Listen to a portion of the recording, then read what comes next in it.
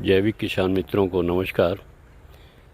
मैं राजेश्री मिश्रा प्राकृतिक कृषि फार्म दुबखरा बस्ती से अपने किसान मित्रों से मुखातिब हूँ।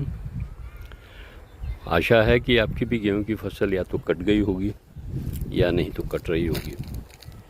ज़्यादातर देखने में आया है किसानों की फसलों में, खास करके गेहूं के बीज बहुत ज़्यादा मर गए हैं।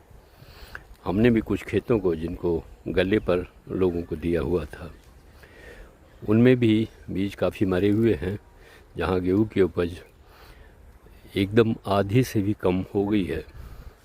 ऐसे में आशा करता हूं कि आपके खेतों में ऐसा नहीं हुआ होगा। यदि आप जैविक विधि से खेती करते हैं तो इसमें आपको बहुत बचत होती है और मदद मिलती है।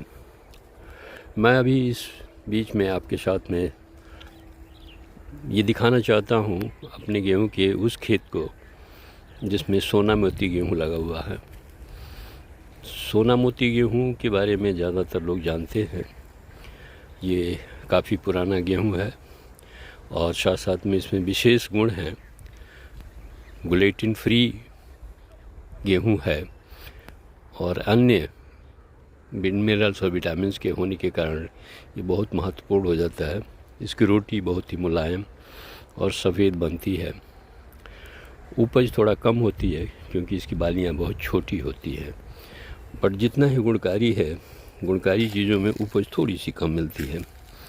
जैविक विधि से ये अपनी फसल हुई है जिस खेत को मैं दिखा रहा हूँ, और इनके साथ साथ मैंने आपसे वादा किया था जब ये कटने की कगार पे आ जाएंगे तो इनकी उपज के बारे में भी आपको सूचित करूँगा।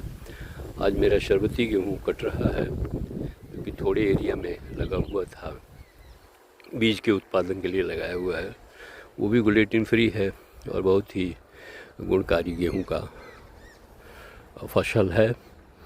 उम्मीद है कि अच्छी फसल होंगी। मैंने दोनों फसलों में अपने चेक किया है, किसी के बीज मरे नहीं हुए हैं, बहुत ही दाने पुष्ट हैं और अपनी साइज़ों के हिसाब से जिस तरीके से इनके होनी चाहिए उस तरीके से चमक और दोनों ही चीज़ें। हालांकि बीच में बारिश हुई थी इसलिए उम्मीद थी कि शायद चमक कम हो जाएगी, पर चमक कम नहीं है और अच्छा है। इसको भी 1-2 दिन के बीच में कटाई हो जाएगी क्योंकि कुछ पौधे हरे दिख रहे हैं।